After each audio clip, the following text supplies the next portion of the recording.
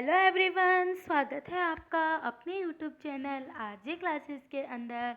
और हम यहाँ हिस्ट्री का टॉपिक जो हमने स्टार्ट किया था मगध के उत्कर्ष के अंदर, हम अपना सेकंड राजवंश हय्यक वंश पढ़ रहे हैं। तो कल हमने बिंबिसार को देखा, उसके बारे में जाना। तो अगर आपने वो वीडियो नहीं देखा है तो ऊपर आई बटन में वो आपको वीडियो मिल जाएगा।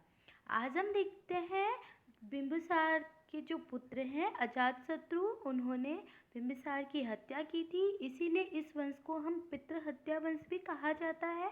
आज हम देखेंगे अजातशत्रु के बारे में, जिसको कुणिक के नाम से भी जाना जाता है।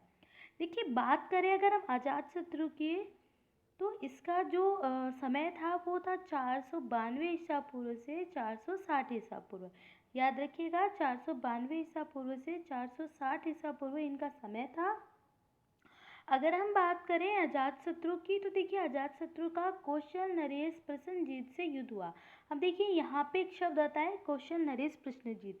ये कौशल नरेश प्रसेनजीत वही है बिंबिसार जिनकी बहन से शादी करते हैं, और जब ये शादी करते हैं तो बिंबिसार को दहेज में कांसी प्रांत प्राप्त होता है। तो अजातशत्रु उसी से ही क्या करते हैं, यहाँ पे युद्ध करते हैं।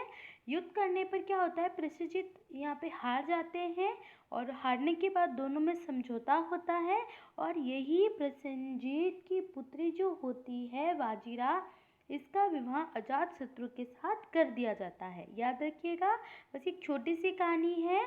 बिंबिसार ने जिसकी बहन से शादी की, बिंबिसार के पुत्र ने अजातशत्रु ने नरेश प्रसेनजीत से ही युद्ध किया।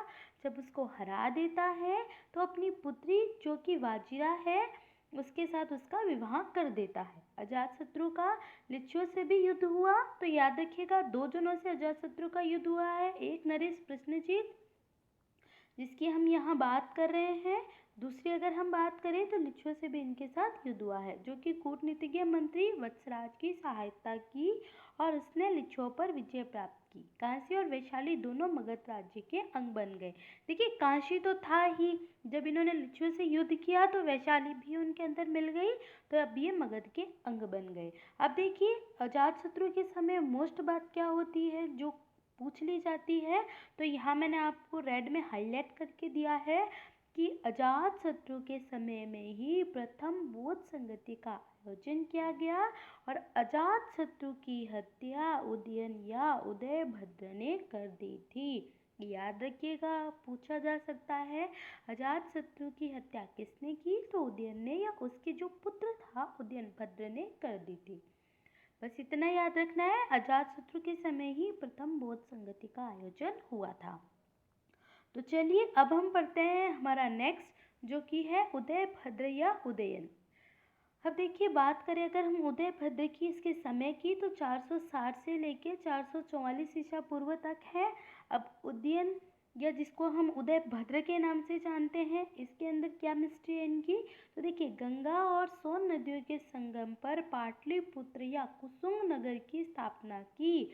याद रखिएगा, पाटलिपुत्र हय्यक वंश के राजा उदयभद्र या उदयीन ने की थी, और इसे पाटलिपुत्र या एक नाम और है कुसुम की नगर की स्थापना की, और बाद में अपनी राजधानी राजगृह में वही स्थापित कर ली। याद रखिएगा, बाद में उसने अपनी राजधानी जो थी राजगृह वो वही यानी पाटलिपुत्र में ही स्थापित कर ली थी। सॉरी। अब हम आगे बात करें उदयन के बारे में, तो उनके 3 पुत्रों में अनिरुद्ध, मुंडक और दशक ने बारी बारी से शासन किया।